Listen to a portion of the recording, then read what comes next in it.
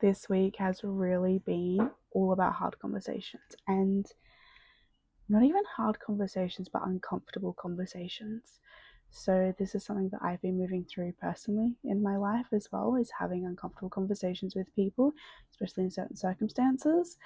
And part of that is to be able to cultivate the life and the people around me that I want to have, that are going to give me that dream life that I'm looking for and keep me in my truest, most authentic state.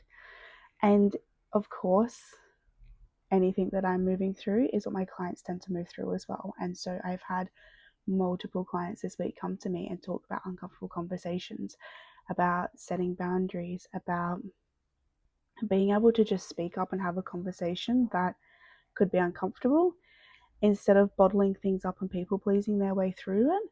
And the really interesting thing is that, one, it's a skill set that we learn. So learning to have uncomfortable conversations or perceived uncomfortable conversations is really a skill set.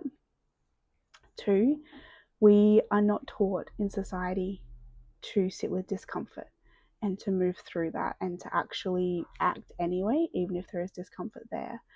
And that can be really, really interesting to start to look at as well, is can you sit with discomfort? Do you know what that looks like in your body?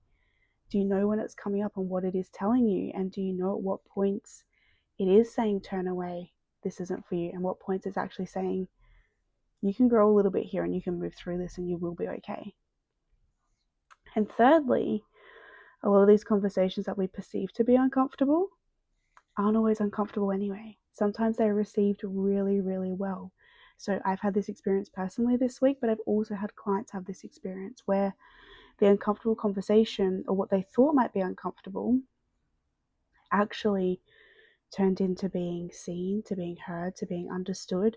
It brought a lot of love in, and it completely shifted the entire atmosphere from one of tension and uncomfortability to one of love and kindness.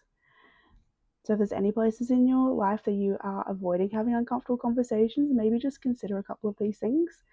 See if you can sit with it, see if you can identify it, and see if you can practice working out how to still have that conversation, because there could be something really, really positive on the other side.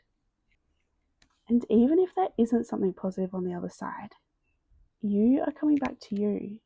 You are coming back to who you are on the inside and to who is your most authentic self, to be able to stand in your truth and your voice from kindness, from love, from compassion, always, always from these places of love and compassion. And if it is not well received, that is okay too. We can also hold that and then let it go. We can hold that person and say, no worries, that's fine. I understand.